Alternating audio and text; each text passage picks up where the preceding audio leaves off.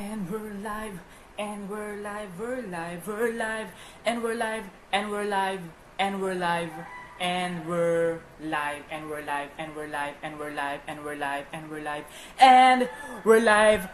Good morning, good morning, good morning. Happy Friday to you all. Happy Friday, and we're live, and we're live, and we're live. Bago tayo mag-start, I just want to say sorry. Kapag may naririnig kayo mga chicken, tiktilaok chicken, I'm so sorry because there's a lot of chicken out there. And I'm so sorry kung medyo it's a messy sa audio natin ngayon. But I'm so sorry sa chicken. I'm so sorry sa chicken. But good morning. Happy Friday to you all. Welcome to this Facebook Live. I want to introduce myself. My name is Domingo Osabel, but you can call me Doms for short. And on this Facebook Live, this is a Facebook Live where you meet inspiration, encouragement, motivations, and motivations to lift up your faith. And right now, I just want to greet everyone. If you have a happy New Year to you all. It's 2019, and it's Happy New Year. It's a new beginning. It's a new opportunities, and it's a new chance to grow in our faith into every area of our lives that we need to improve, and we want to improve in our life. And ngayon, dahil New Year na is 2019 na, we all have a New Year's resolutions. You have New Year's resolutions. I have my own New Year's resolutions, and we all have that kind of standard in our life na gusto nating ma-meet in order for us to change, in order for us to improve, in order for us to enhance of who we are, and what we are, and what talents that we have, what gifts that we have. We all have New Year's resolutions. But right now, I just want to give inspirations to you all na minsan darating sa point ng buhay natin na we all feel unqualified, right? We all feel unqualified na we can change, we can improve ourselves, we can enhance ourselves because of the failures that we have, and because of the brokenness that we have, and because of the failures that we had in our life. I'm quite guilty about this one, and I know that you also experience that in your life, na meron darating sa point ng buhay natin na maybe I can change because of the failures that I have, or the brokenness that I have. But right now on this Facebook Live, I want to share an inspirations with you all from the book of UnQualified by Stephen Furtick. And on this book dito, pinaliwanag ni Stephen Furtick that the brokenness that we had, the failures that we had, God can use all of those things in order for us to change, in order for us to grow in our life. And right now, maybe some of you are broken in the beginning of this year. Maybe some of you are frustrated. Maybe some of you are wondering for the failures that they had. Na iniisip mo na baka God can't use me anymore. God can't change me anymore because of the failures that I had, because of the shortcomings that I had. And I want all of us from the beginning of this year 2019 to see how God sees us. To see how God sees us. What I mean by that is because on the beginning of year 2019, the moment we see how God sees us, it's the starting point of change. I repeat it again.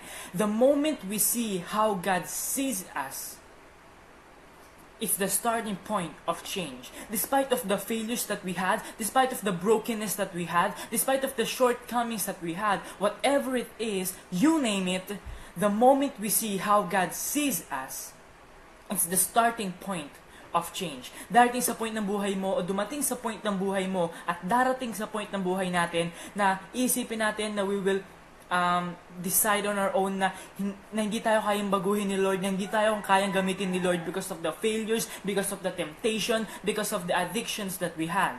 But I want to sink in with your heart right now that the moment we see how God sees us, it's the starting point of change. Marami kasing tumitingin sa sarili nila by their own failures, by their own disappointment, by their own shortcomings. Ayun yung pagkakakita mo sa sarili mo.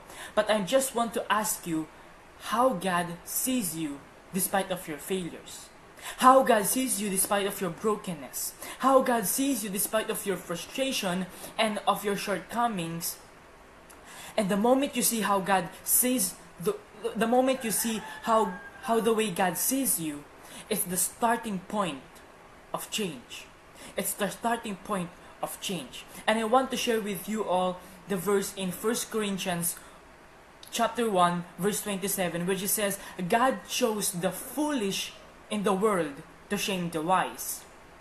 God chose the weak in the world to shame the strong. And what we mean by that is, if God rejected you, if the world rejected you, God already selected you. Because the standard of the world is strong, is wise. But the standard of God is weak and foolish, broken, and full of failures. And on those things in our lives, and those areas in our lives, God can use it, and that is the starting point of how God changes us. And what the world rejects, God selects. What the world rejects, God selects. Kung inisip mo sa sarili mo na nireject ka ng world because you are weak, because you are fool, because of you are broken, that is the starting point of God on how He gonna change us and how He gonna use us.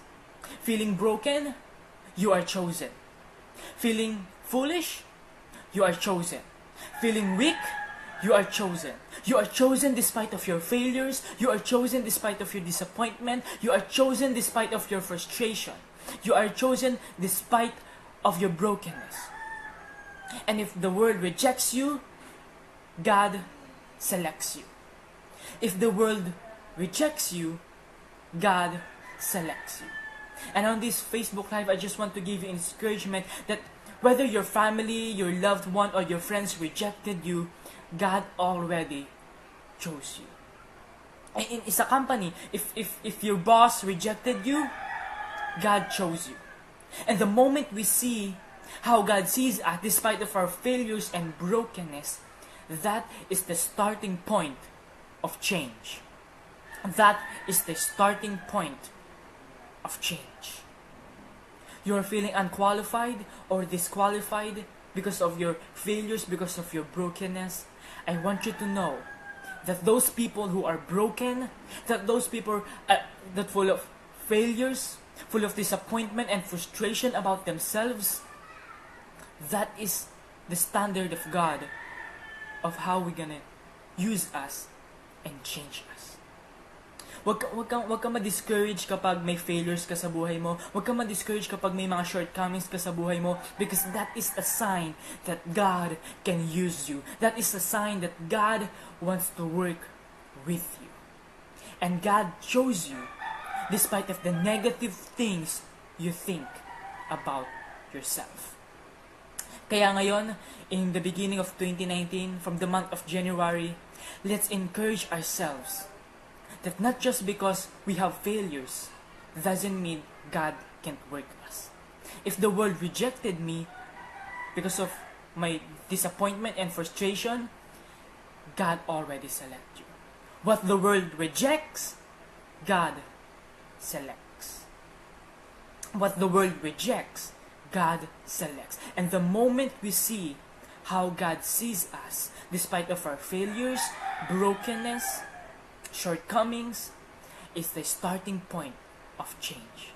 And that is a great motivation for us to really have a progress for this year 2019.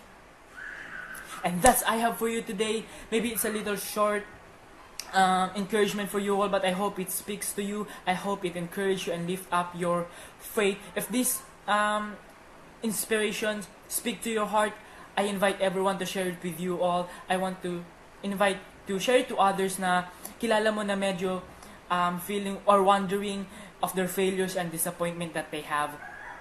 And thank you for watching, and share it to others. That's I have for you today. I love you all. Keep being awesome.